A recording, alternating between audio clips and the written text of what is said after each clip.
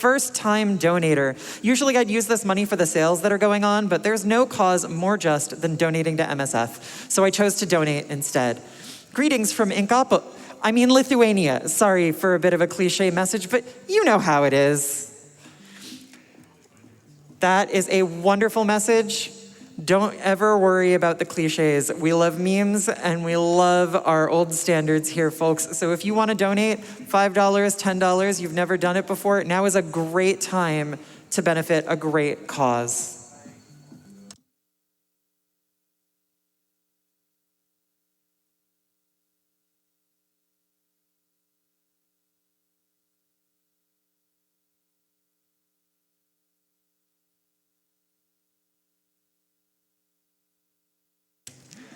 All right, everybody, I have just received word that we are ready to start the run. So please give it up for UraniumAnchor and davidtki Racing Blaster Master.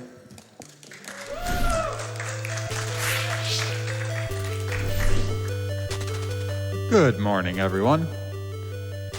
Hello. Hi. So before we get started, just want to say a couple things. David's run on SDA that he did in 2006 was the run I had to beat when I first got into speedrunning. So there's a lot of history behind this race. Yeah, this is a race 16 years in the making. Yep. So hopefully it's a good show for y'all. But yeah, this is a category we've never fully done on the stage before. Probably the big differences that you're going to see is we're not going to be abusing anything that involves invincibility frames, so no skipping over lava that normally is supposed to kill you, no standing in the final boss and just mashing a grenade like your life depends on it, because it does. And the only thing that we're going to be doing that you could technically argue is a glitch, but we decided it wasn't, is just pausing to skip the door transitions, because it saves time. It doesn't really change anything, it just saves a little bit of time. I think that's all I wanted to cover. You want to say anything before we get started? No, let's get this started. Okay. I want to play. All right. Scav, you want to give us a countdown? Sure.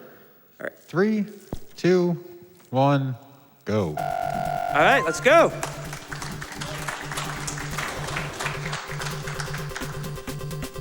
All right, so starting off, they're going to be moving through this first screen, which can have quite a bit of lag from some of these enemies. They're going to be trying to kill them as early as they can to eliminate as much of that lag as they can. Unfortunately, you can't control when enemies are going to leave power-ups, and those can also contribute significantly to the lag on the screen. You can actually abuse that in some places, like if there was a power left on screen on that previous screen, it would have despawned the first turret in this room. Does that count as a glitch? UA? Sprite overloading? No, that's not a glitch. Okay.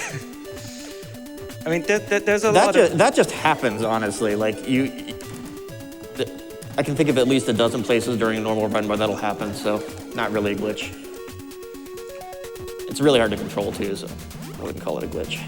So we have our first instance of Jason jumping out of the tank. You can jump out of the tank and walk around on foot in these side view areas. You can also enter dungeon areas, and it goes to a top-down overhead view. Significantly different gameplay, both modes equally fun.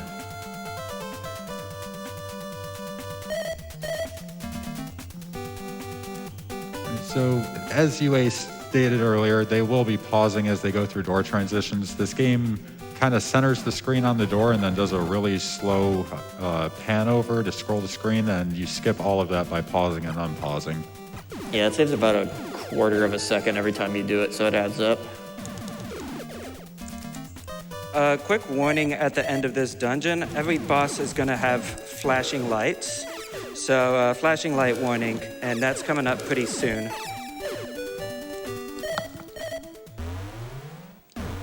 All right, so first boss here is Mother Brain. They're just going to try to simply mash grenades as quick as they can to take it down. If they get a good pattern, they can move once and continue mashing and take it down. Bad pattern, you have to move twice. It looks like they both got good patterns, though. That gives them their first power-up of the game. It's a beam upgrade that essentially, it doesn't really do much on its own other than allow you to kill a side view enemy here, which blocks your access to Area 2. It is slightly more powerful than the weapon that you started with. I mean, you're not really going to notice it in this regular run because you get it so early. But you notice it when you don't have it in the randomizer. Oh yeah, for sure. Good, no soft lock for either of us. Sometimes that gate just refuses to open.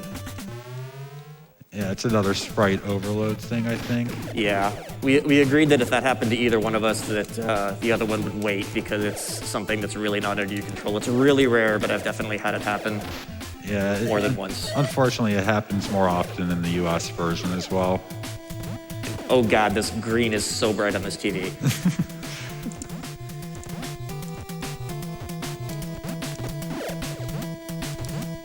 So more of the same, just trying to kill enemies as quickly as possible to get them to not lag the game out. Enemies are always going to spawn in the same place. There can be some variance in what angles or directions they're moving, but you always know where they're going to start at least.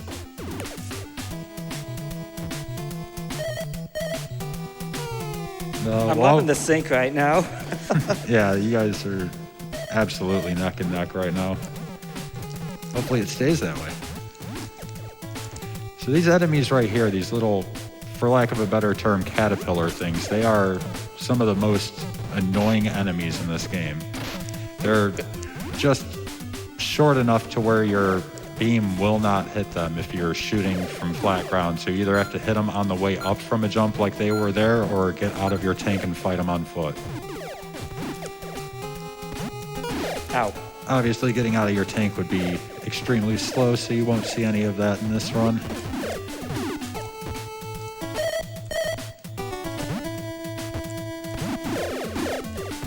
Any chance we have time for a quick donation? Yep, Absolutely. go for it. We have $50 from Dr. Bobtastic saying, did anyone else have the Worlds of Power novelization of Blaster Master as a Yes. kid? Absolutely. That was hot when I was like 10. Thank you so much for the generous donation, Dr. Bobtastic. Yes, indeed. Thank you. Now we're coming up on dungeon number 2 here. It's pretty, well, I guess I wouldn't say straightforward, but just mostly maneuvering to the exit of each room as quickly as possible. Some enemies you will get in the way. Those eyeballs can fly pretty much wherever they want, and if they get in front of them, they'll stop and shoot them. But other than that, you really don't want to shoot much because the game will lag. Yeah, we're coming up on our first major difference in glitchless, flashing light warning. But yeah, in the glitch categories, we normally fight all these bosses by firing a grenade and then pausing the game. Forbidden. We're not doing that anymore. We're fighting these bosses normally. With Crabulus, he's not too difficult. You can just stand in front of him and... Oh, dear. Uh-oh. You can stand in front of him and mash the pea shooter. Hold the A button to strafe. That will help you line up your shot better. Good fight, UA. Yeah, thank you. It's if those pinchers hit you, it takes off a quarter of your health, so you still can be dangerous. Yeah, Crabulus is not a dangerous fight normally, but you do go into him with low health, so don't make any mistakes. He's lagging? Oh, zombie mode. Okay, yeah, we agreed that if this happened to anybody, we would I pause. didn't know this boss could lag. All right. It's rare, but yes, I have absolutely seen that. Yeah, we agreed before the race that if either of us got the zombie glitch on a boss, the other would pause until it resolved, because there isn't a whole lot you can do about it. You just kind of wait for it to resolve itself. It's another thing that happens more frequently on the US version compared to the Japanese version, and it usually happens on the Area 6 version of that boss, but it could also happen in Area 2, as you all just seen. That was relatively quick for a zombie glitch, thankfully. I've seen some take upwards of 40 to 50 seconds before. It's pretty much whenever the boss decides it wants to realize it's supposed to finish exploding. So UA's in Area 3 now. Both of them got another beam upgrade from the previous boss. It allows them to destroy destroyable blocks throughout the stages. This room UA's in right now is another one where if you can leave a power-up on screen, it'll despawn a turret in this room, the first one. Well, not really a turret, this enemy dropper, but it saves a lot of lag, but it's up to whether or not the enemies in the previous room want to fly in a way to where you can shoot them without really breaking your stride through the room. Yeah, very much not under your control.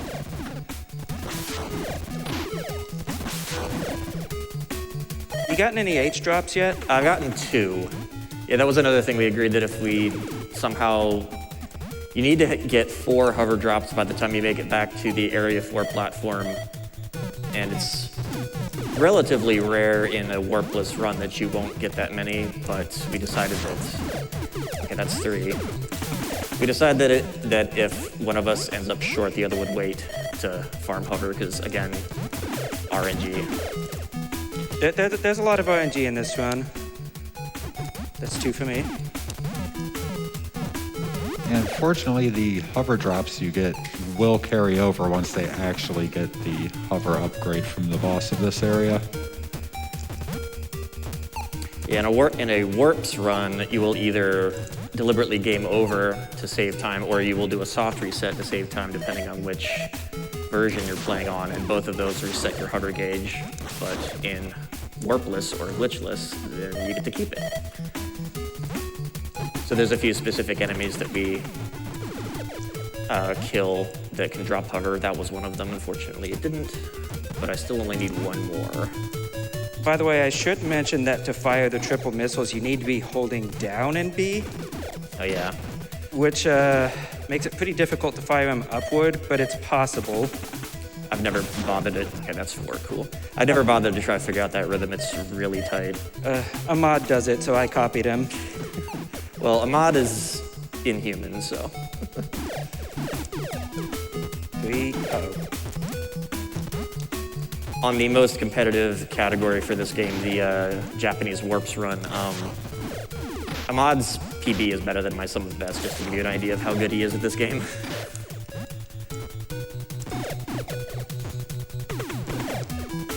However, he doesn't run glitchless, so that means we're the top 2 runners of this category. Top 2 and bottom 2. Well, okay, yes. The only 2. Actually, that's probably not strictly true, but it sounds funny. Any chance we have time to sneak in a quick donation? Yep, go for it. We have $25 from Anonymous saying, let's hear it for Blaster Master. Excited to see 2 titans clashing on a glitchless playing ground. Best of luck to the runners. Thank you so much, Anonymous. Yes, thank you for the donation. These are absolutely 2 titans. I started... Flashing light warning. Yep. Oh yeah, going into photo phase. This boss is a series of boxes that will spawn in predetermined spots around the room. And you just kind of walk around the room, mashing them down and trying to dodge their shots when they come out. If you mash quick enough, you can kill all of them before they lock into place. Once they lock into place, they become invulnerable and become a really big nuisance, and they can quickly snowball and go bad on you. Oh. Good recovery. I went in with less health than usual. I prefer 3 or more. I had 2.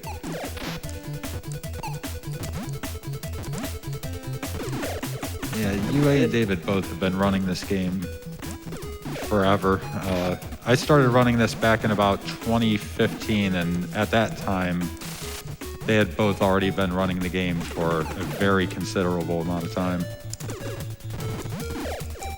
David's the uploader of the first Blaster Master run to SDA way back in the day, and that was back in 2006. 2006.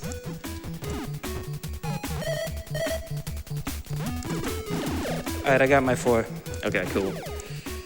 I was running really low on health there for a little while. It was scaring me. So this is a part of the game that is kind of not seen too often in speedruns, because you would only see it in warpless or glitchless.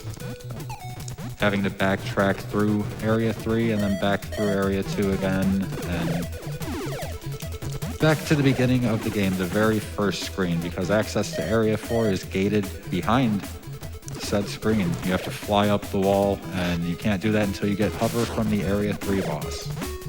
That information is in the manual, right? That Yes. it's in Area 1? Yeah, there's the US version at least had pretty good. Well, actually, I think the Japanese version had better maps. But Yeah, it actually does. It details pretty much the entire game other than Area 8. US version's manual stops detailing the areas after 4. It gets you up to Area 4, and then after that, you're kind of on your own. Okay, then I'm just going to suggest having a manual if you play this as a kid, because we did not, and so it took us a really long time to find Area 4 in the first place. Well, while we're headed back to Area 1 to go to Area 4, do we have time for some donations? I just want to say that was a really good garbage chute. Oh, and go ahead. All right, great. That is a garbage chute. We have $25 from Pork Chops for Breakfast saying, I never played Blaster Master, but thoroughly enjoyed the book as a child. Good luck to the runners. Love this Worlds of Power book. Okay, $10 from Wolf Shadow saying, okay, someone had to mention the Worlds of Power book. Fun fact. Know how in the later Blaster Master games, Jason has Eve along for the ride, yet she was never in the original game? She was introduced in the Worlds of Power book, and then they liked her so much that she became a main character. Gotta love when OCs become canon.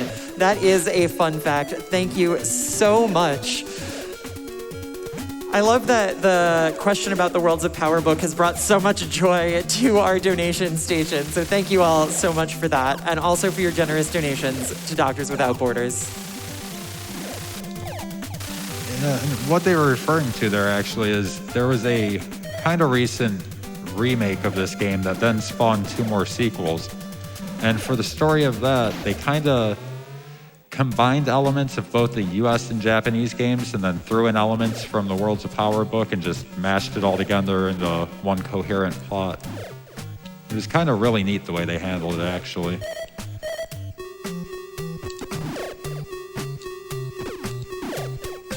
Now we have the most boring music in the game. Second most boring music. Hey, I like this one.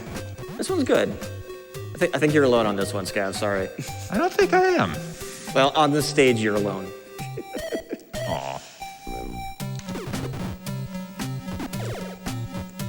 Like one I of the think it fits major the reasons mood I really like well. doing Warpless is to get to do this stage because I like this track. It's good. Theory. It's good and moody. But you can't say too much about for old NES music. It's kind of hard to do mood music on this hardware. Yeah. So this is more of a game that you really don't get to see too much in most speedruns because in a lot of the categories we either outright skip it entirely, and even in Warpless we kind of take a back route and skip most of the side view area by kind of skipping over some water death traps. Because this game has an interesting quirk where if you take damage and walk over an insta-death tile, the game counts it as an ice tile for some reason, and you just kind of slide over until your iframes are exhausted or you're back on land. The other interesting thing is that every map in this game is kind of self-contained and wraps around, but that includes the dungeons. The dungeons aren't separate maps, they're all one big map. They're just walled off from each other most of the time. Yeah, 2 of the areas don't have any walling like that, and those would be Area 7 and Area 4. And you won't see it in this category, but you can skip over the water and go to unintended areas and access the bosses from places you're not supposed to be able to.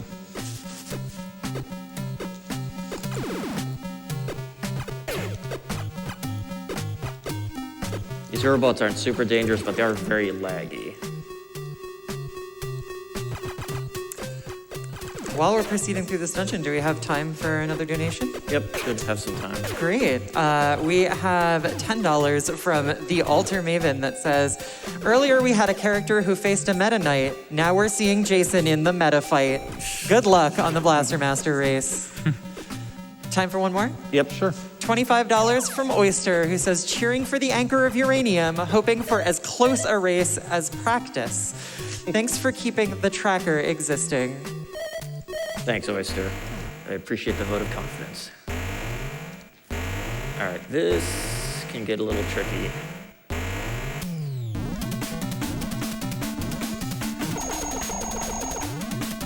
Safe spotting is okay on this boss. We can stand at the top of the screen and not take any hits.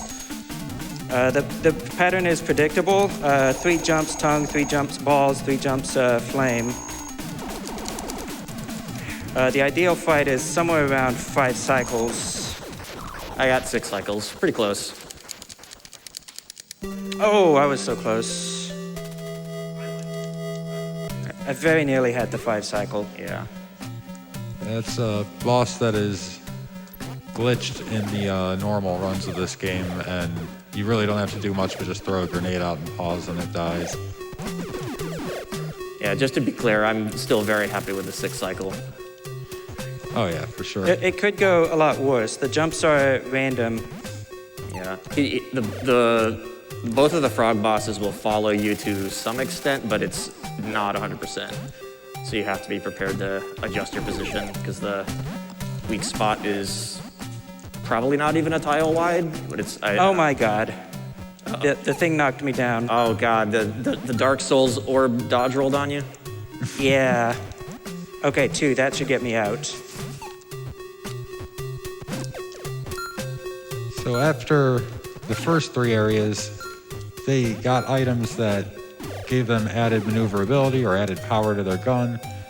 After area 4, you get kind of something a little bit more underwhelming. You get a key to area 5. Yeah. There's literally a key to the next area. It's not the worst upgrade in the game. Oh, far from it. We will go more into that later in the game when we Doesn't get make your it, but controls actively worse. Yes.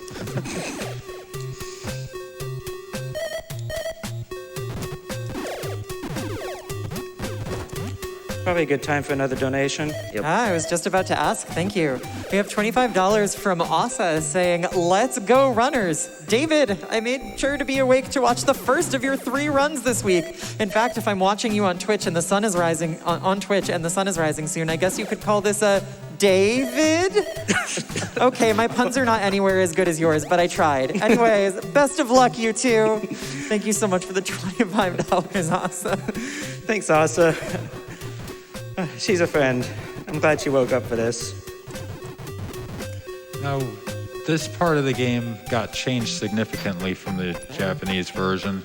In the Japanese version, instead of all this on-foot platforming that UA just did, and David is about to be doing, you had a leap onto a 1-tile ladder that if you missed was guaranteed death.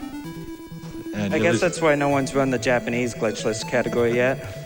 Yeah, I mean, in the Japanese version, you do have unlimited continues, whereas in this one you have 4, but even still, it's just kind of mean that they expected you to make a blind leap of faith onto a 1-tile ladder. And I have come to probably the most harrowing section of the game. It's not super difficult, it's just very long. And you're going to be, if you're trying to go fast, you're probably not stopping to pick up extra health power-ups. And so you have to try and last the entire time. Now, granted, in a marathon, it's a little safer because dying isn't necessarily a huge deal, but if you're going for a record. Swimming in this game can be kind of awkward as well. The way Jason carries momentum in the water is odd at first until you get used to it. Yeah, these fish are some of the laggiest enemies in the game. And they take 3 shots, and you can have 2 on screen.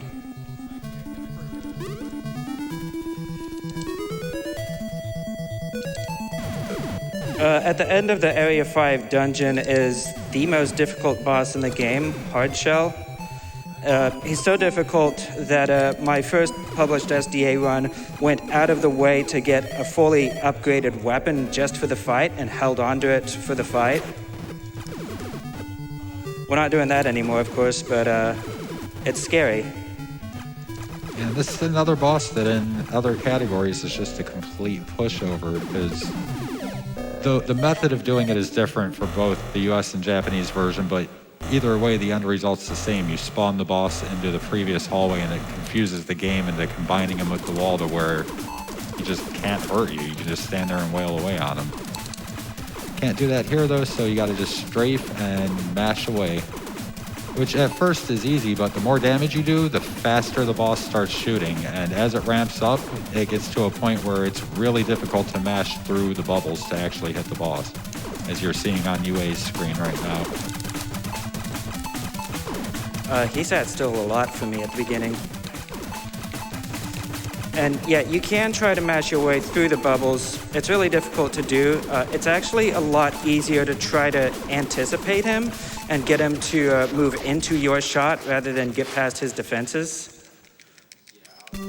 That was the boss fight I was most nervous about. I won't say it's the last dangerous one, but definitely the one I was most nervous about. Oh.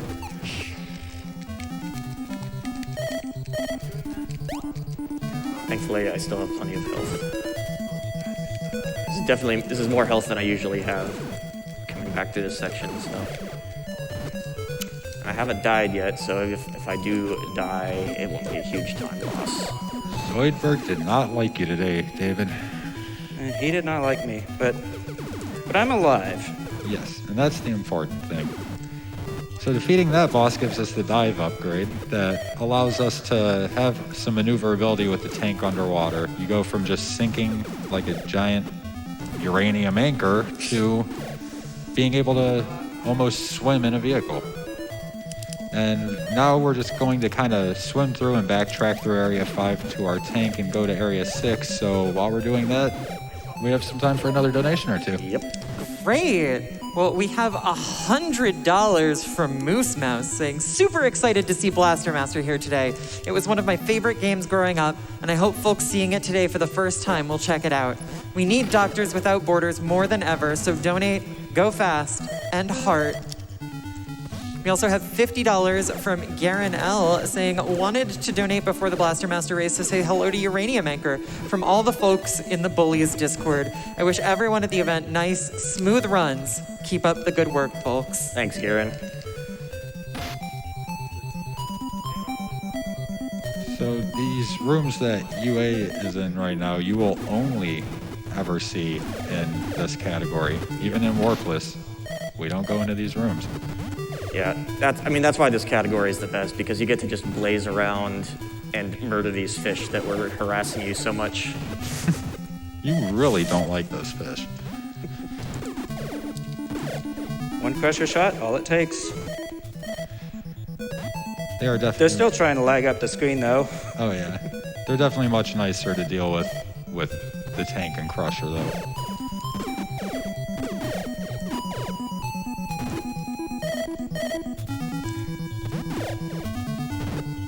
You got time for a couple more donations before I get to anything more interesting, so go ahead. Great. We have $20 from Jill for MSF saying, I stayed up late to catch this race. Good luck to both runners. We also have $10 from Quentin S saying, Blaster Master is one of my favorite games of all time, but I had no idea the Worlds of Power novel existed. I learned something new. Thank you all.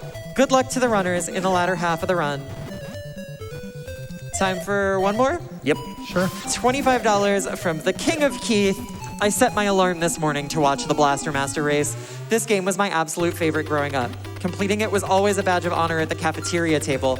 I'm super stoked to watch it on GDQ, and I'm in awe of the runners. Save your frog! And of course, now we have the requisite ice level. Hopefully it plays nice. And on the US version, the ice physics are especially nasty.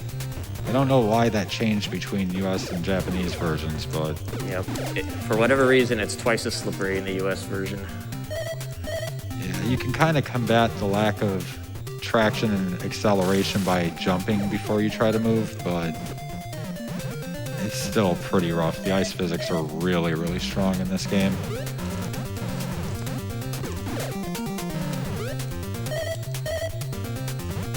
So this is one of the more fun rooms, in my opinion, in the entire game. Just zigzagging back and forth through all these ice physics while trying to take these enemies out. It's not anything insanely difficult, but it's got a nice rhythm to it when you really nail that room.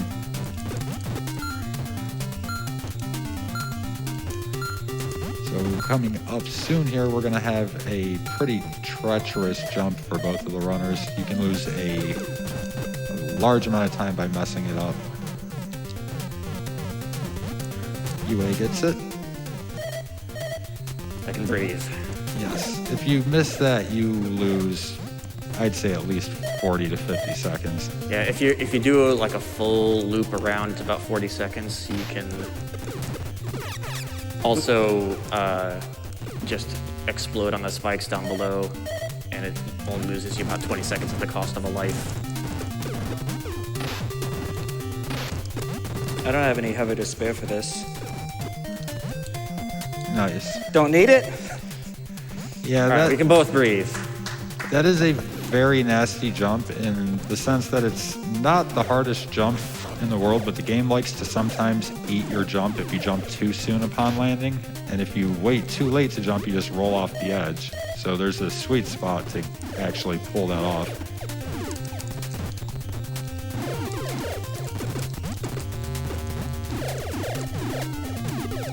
We're coming up to the dungeon of Area 6 here. It's loaded with spikes and ice that sends you into spikes.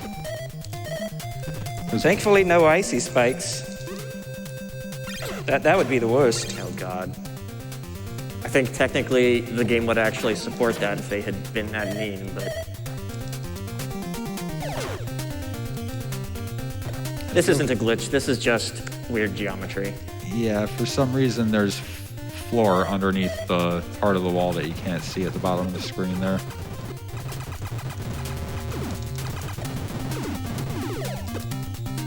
So this is one of the more difficult bosses in the game right here. It's not the hardest in a glitchless run, but it's up there. This boss is pretty mean. That little bit section I scary. just got through may not look scary, but it is. Those of you who have ping-ponged around trying to get yourself back on track, you know exactly what I'm talking about. Yeah, if you mess up going over the ice there, the game just kind of bounces you back and forth from spike to spike thanks to the ice physics. Yeah. So Awesome! Perfect. Listen to the music. Switch to my audio if you aren't already. Up, UA, you lose, buddy. This invalidates the run, sorry. This is a glitch. So this game has incredibly solid audio programming and likes to, when it's lagging out, just randomly change the music track for no reason whatsoever. All right, he's lagging a little bit, but no full zombie.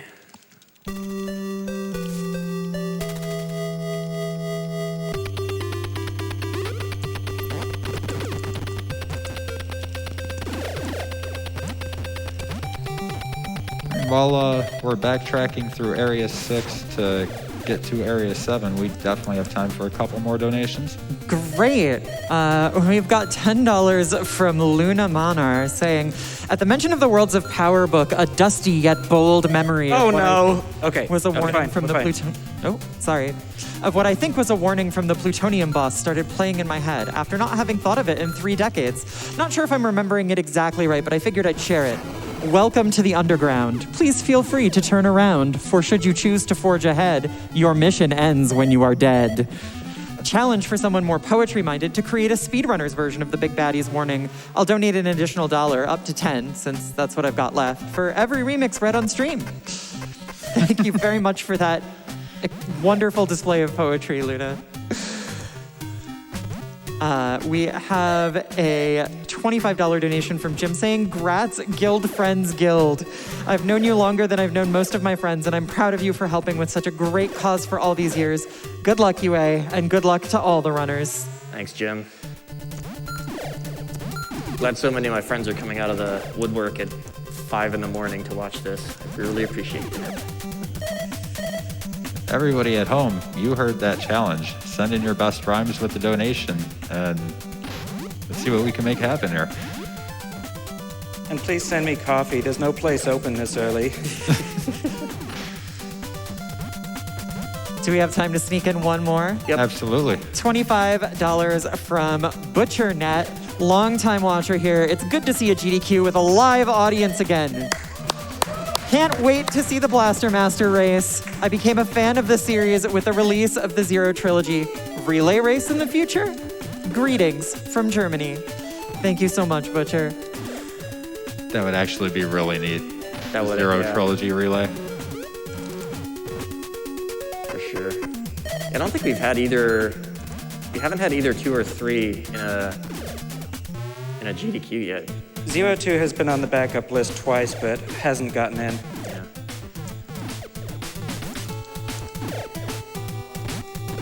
So you'll notice we're back in Area 2 now. That's because after defeating the Area 6 boss, you have to do a lot more backtracking all the way back through to Area 1 and then through Area 2 to the entrance to Area 7.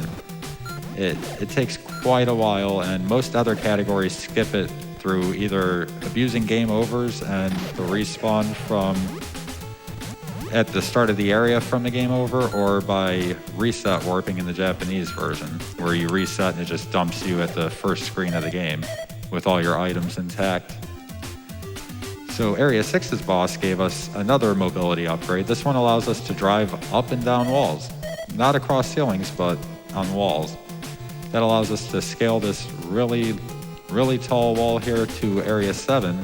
It is so tall that you cannot possibly hover up it even Oh with a my full God. gauge. It almost Were they happened out again. blood again? It almost happened again. Yeah, that enemy can knock you off the wall and dump you all the way back at the bottom of that very tall screen, making you go all the way back up again. Yeah, the second time I ever did this game for a GDQ, that enemy knocked me all the way down the shaft, and I did not even know it could do that, and it was not a fun moment. Granted, it only lasted like 15 seconds, but still, it was a bit of a shock. Also, best music in the game right here. And this will be the first time we're seeing Area 7 in its entirety in the GDQ since probably your first couple runs. Yeah, I'm trying to, we knew about the lava skips basically forever. I'm trying to remember if I ever did. I feel like I must have taken a long way through the final area at least once just for safety reasons, because the lava skip is pretty tight, and so I probably was taking the safe route at least once just because I was out of lives or something. But this time we'll be doing it deliberately. While we're jamming out here, do we have time for a couple more donations? Yep. For sure. All right, we have $10 from Yoshi P. We must save the frog. We also have $10 from Kokya. I hope I pronounced that right. That says honk. I assume that that's the horn of the Sophia. Sure could be. Might be the goose. Maybe it's Fred. Somebody might want to take that frog to a vet. I don't think he's supposed to be honking. I've definitely heard frogs make some pretty funny noises. We also have $10 from the Atomic Boneyard saying, great games, fantastic cause, but let's talk about that Blaster Master mouse pad. So folks, if you're enjoying this run, reminder that you can enter to win prizes by donating.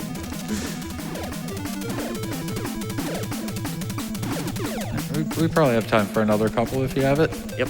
All right, we got $100 from a mansion saying, this is for the Metal Hermit Crab in Blaster Master. That was the most happily nostalgic type of enemy I've seen in a good while. The nostalgia of watching this game is real. We have $5 from Sandy saying, the speedrunners version. Welcome. It's the fastest. That is pretty fast. I think they won the game. So in this overhead section, you'll see us walking down these pretty narrow walkways with all these enemies flinging shots at us. In pretty much every other category, we would skip this by boosting over the lava in our damage frames, but It's glitchless, so we can't do that. So you get to see this whole long walk. They get to hear the Area 7 music for just that much longer, though, so it's worth it. This is my personal favorite in the game. Do we have time to fit in another quick remix? I believe Sure. so, yep. Fast and forward is what they desire, but if not careful, the RNG is like playing with fire. Thank you for the $10, not Ganondorf.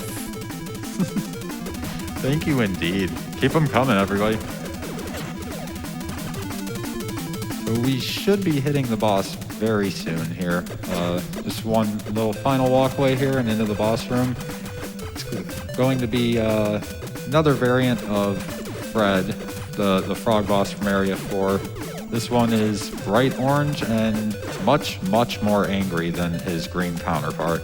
Yeah, this is a serious time. Not the most dangerous, but definitely the most precise. Yeah, odds are pretty good you've taken a good amount of damage from the guys on the path, unless you are somehow taking them all out before they get you.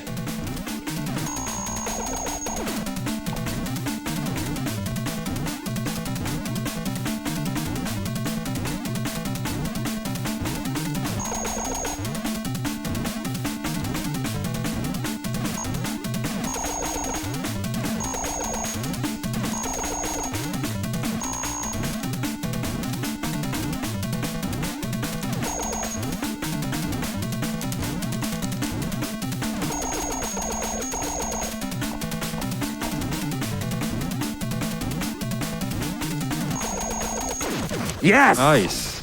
You got him before... Second tongue. Not quite perfect, but I'll definitely take that. Getting through this The fight. frog does have a predictable pattern, at least with the attacks he's doing, number of jumps. Yeah, there could be a lot of variation in where he jumps to, but you kind of know when he's going to jump and what Second he's gonna tongue do. also. Nice. So solid fights from both of our runners on what is a very scary boss. Yeah, Yeah. second tongue is right before the pattern starts to repeat. So Yeah. we got no repeats. I think I've gotten first tongue maybe 3 times total. And I think I get second tongue like probably less than 20% of the time. So I'm really happy that both of us got that. So we got the Wall 2 upgrade. Wall 2 is, well, if you've ever seen Spider-Man and you see him accidentally stick to walls before he learns how to use his abilities, that's what Wall 2 is like. It allows you to climb pretty much any wall, any ceiling, but every once in a while it engages, and while it's engaging, it overrides your jump.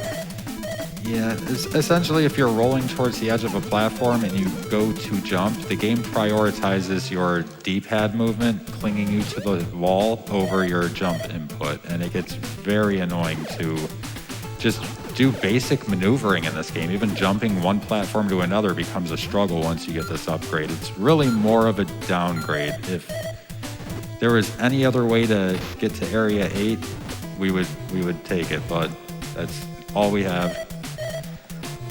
Now, there are ways around Wall 2's disadvantages. You can jump well in advance, but also it only engages if you're holding the D-pad when you're at a specific distance from the edge. So if you just let go of the D-pad, you could sometimes roll right past it. If anybody happened to be watching my screen, that was an example of getting stuck to the corner when you were trying to jump. Yeah.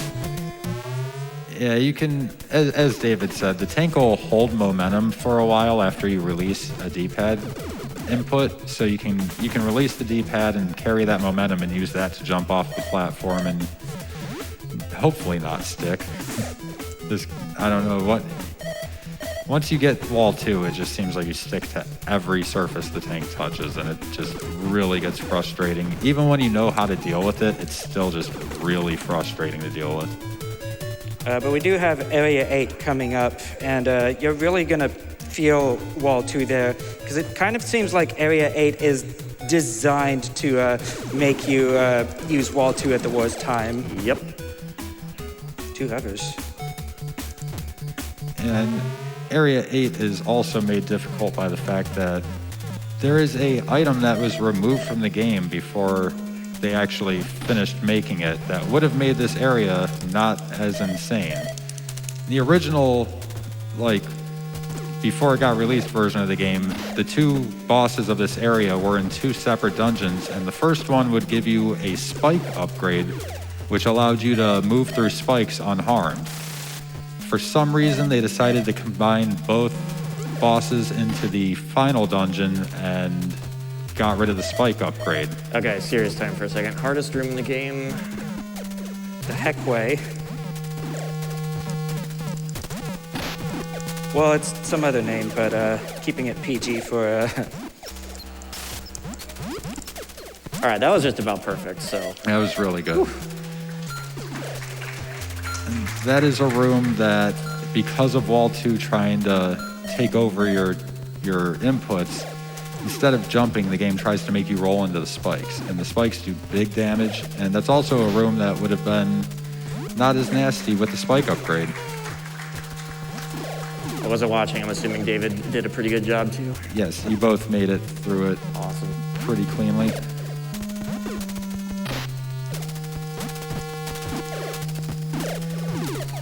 Yeah, I feel strongly like Area 8 was designed with that spike upgrade in mind, and when they removed it and combined the two bosses into one dungeon, they were just like, yeah, we don't need to retool the stage. Players can figure it out.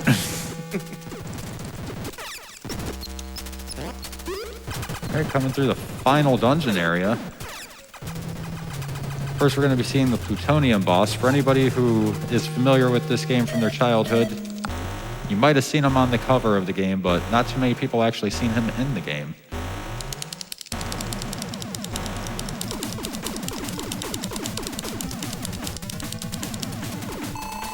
So in other categories, we would be spamming pause while mashing grenade, and that kind of slows down the rocks on screen and gives you more time to react to them and lets you kill the boss before they really start piling up. He zombied for about half a second. This is the final boss, the Underworld Lord. In other categories, we'd glitch him out and take him to the top right, and as long as you mash faster than a certain amount, you win.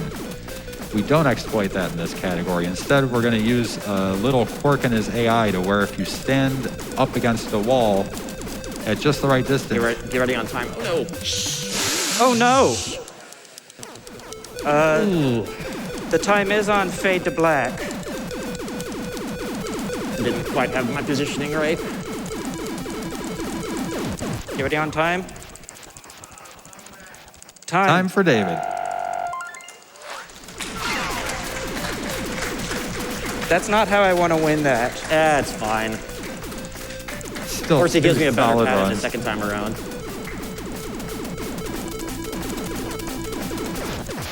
And Hey, look, it's the mouse pad. time.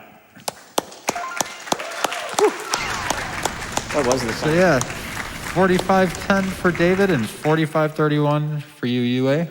Both solid times for a really difficult category of this game. Yeah, I'm plenty happy with that, especially with the death at the end like that. That's a difficult run. And I'm not surprised that we're the only two that do it. Yeah, having to do the Area 6 and 7 boss without glitches especially is not easy. It took me a while to be able to consistently get the fire frog, especially in one cycle, and I still have trouble with it some days. So I'm pretty happy with how that went. I didn't have to take any game overs. I'll take it. Yeah. Cool. Can't think of anything else I want to add. Thanks for helping seal out 16 years of history. I want to take a second and thank everybody sitting behind us for cheering you guys on. I want to thank both of you for asking me to commentate this game. I love this game, and it's always a treat to either run it, commentate it, anything for this event. I also want to thank our host for being so awesome with the donations. Thank you. Thank you so much. This was wonderful to watch. I really, really enjoyed it, and I hope you all did too. All right, thanks y'all. Enjoy the rest of the marathon. David's gonna be on stage 2 more times. But this is the last one for me, so y'all have a good day. All right, folks, let's hear it one more time for UraniumAnchor and davidtki.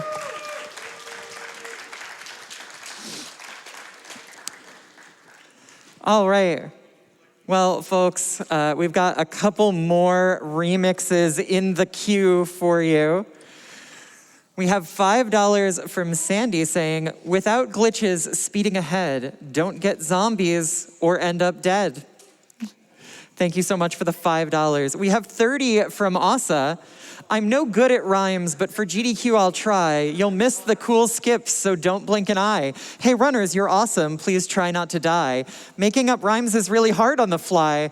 Thanks for listening. The run ending is nigh. David needs coffee, or else he may cry. Thank you so much for the $30, Asa. And finally, we have $10 from Drumboardist. Speedrunning poetry about Blaster Master, eh? Rush forward, young fools, you've practiced your guile. Your muscle memory will land on the Japanese tile. Your splits may be red, but you'll scratch that PB itch. Just don't get distracted by the boss's musical glitch. If you hover and fail due to orb, just farm, as you can't save your frog if you're weak on arms. The key isn't worthless, at least not to you, because it lets you run this at SGDQ. Woo! Thank you so much for the $10 and all three of you for the wonderful poetic remixes. That was an absolutely stellar run. So hyped. Want to remind everybody about that Blaster Master mouse pad again. If you are looking for a mouse pad, that's one that you can win, and it is really pretty. It's that ending screen. So look for that. Coming up soon, we are going to have Ninja Gaiden by the Retro Runner, but we've got a little more time first. So, folks, I just want to read a few more donations here because y'all have been so generous, so generous at this weird little hour of the morning that I've been over here at the hosting desk. We have $25 from Anonymous. I, of course, have to donate for a shot at that amazing holographic Nights into Dreams print, especially if it supports an amazing cause like Doctors Without Borders.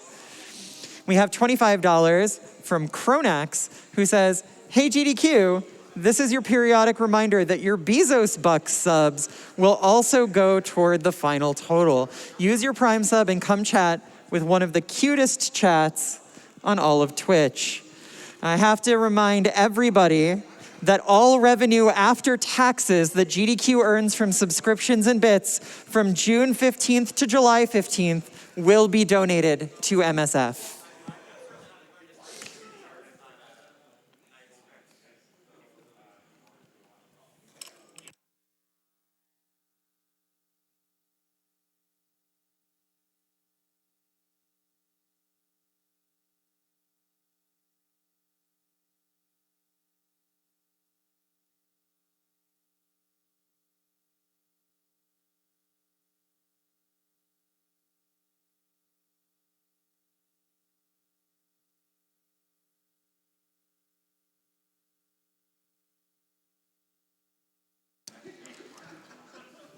Folks, I'm sure that nobody has forgotten, but the reason that we're all here is to come together to support Doctors Without Borders.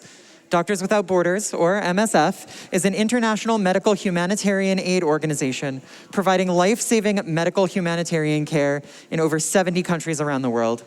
MSF is committed to independence, impartiality, and neutrality. These principles are what make it possible for MSF to respond rapidly to emergencies and provide life-saving medical care in situations where many other organizations can't or won't.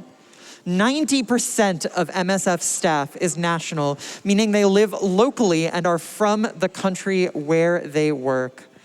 In 2020, MSF provided over 4,000 medical and mental health consultations to women in the Reynosa and Matamoros camps in Mexico, including survivors of sexual violence. Folks, we are here really supporting a wonderful, wonderful cause. And again, I can't thank you enough for all of your generous donations. We are creeping up on $145,000. We're less than $2,000 away.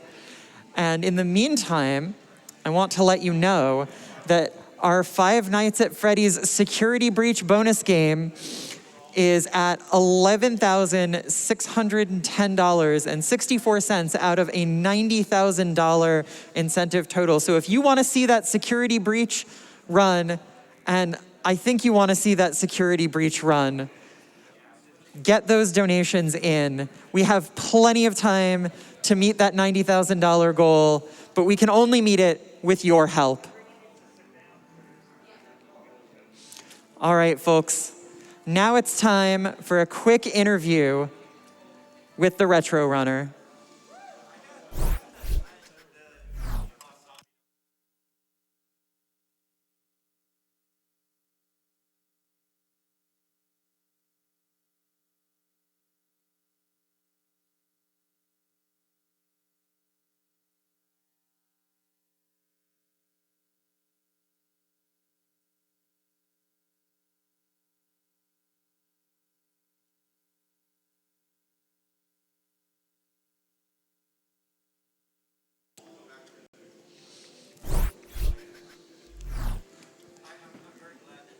Sorry about that, folks. We're having a little bit of technical difficulties over here. Just hold tight, and we will be back with that interview in just one moment.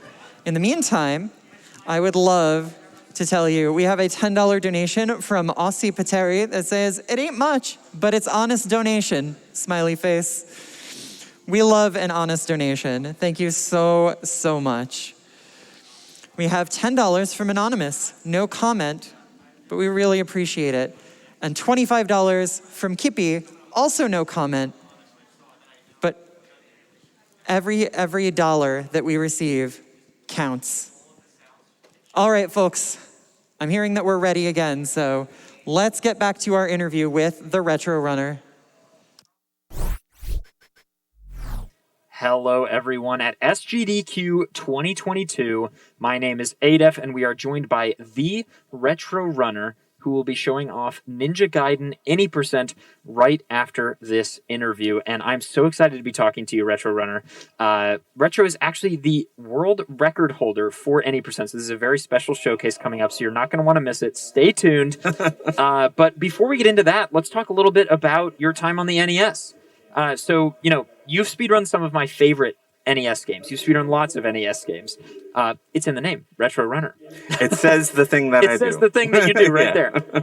But from Little Nemo to Bucky O'Hare, I love these games. What drew you to Ninja Gaiden specifically?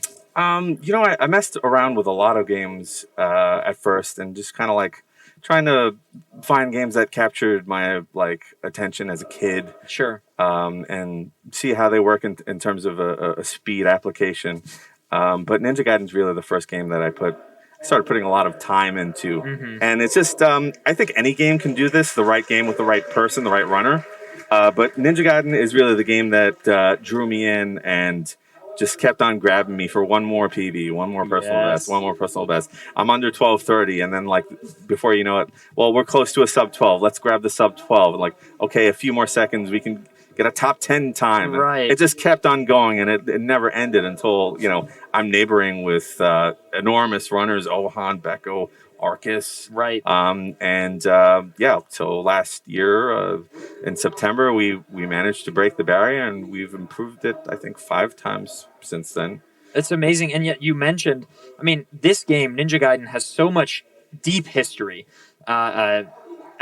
From all the years that it's been run, many runners have exchanged the world record, and many runners especially have contested for the world record. You mentioned Ohan, Beko, Arcus, but you actually claimed the world record last year. How did that feel? What was that emotion like after all this time? And not only that, but pushing to the 1134 eventually.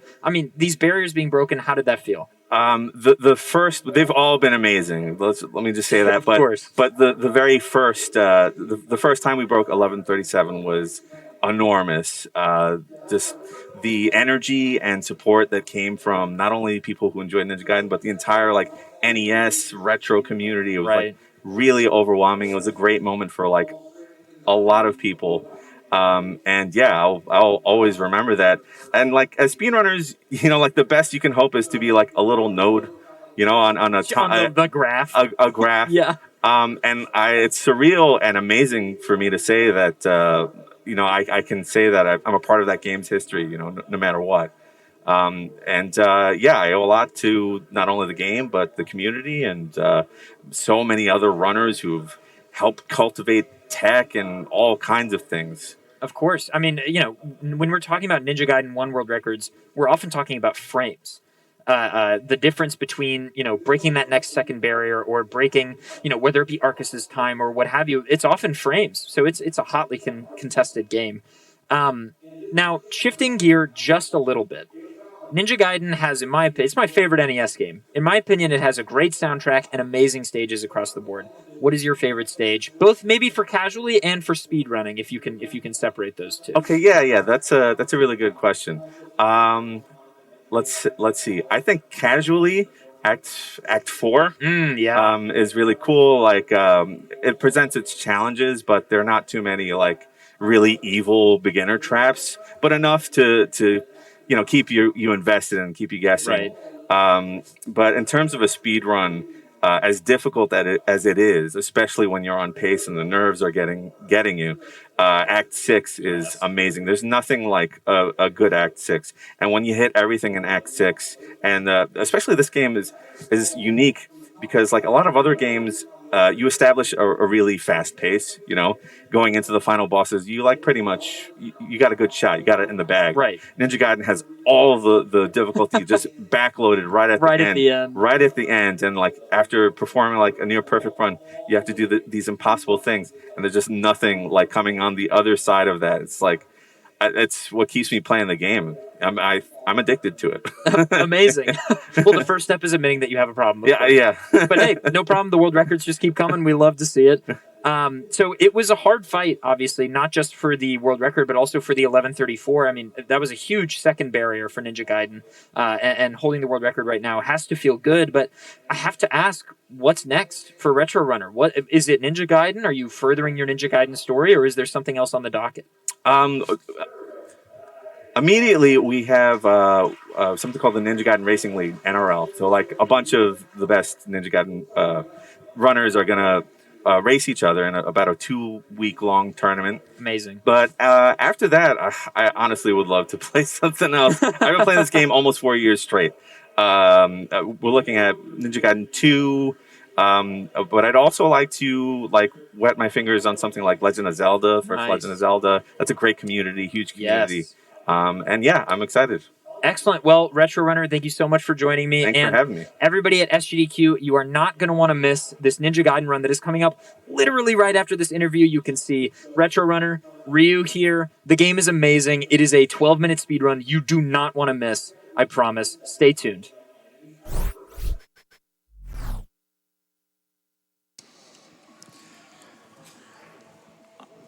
Folks, I'm so excited for this run. You have no idea. But in the meantime, we have $10 from Luna Monar saying, as promised, here's the other $10. That last bit of Blaster Master speed poetry was phenomenal and made me smile so much. Thanks to the runners, staff, and audience for making this such a great event for a good cause. Thank you so much, Luna. And thank you for bringing us joy by giving us that poetry challenge. We have $10 from Ifridi saying, dedicated to all my fellow volunteers on site and at home. Love from Norway. Heart.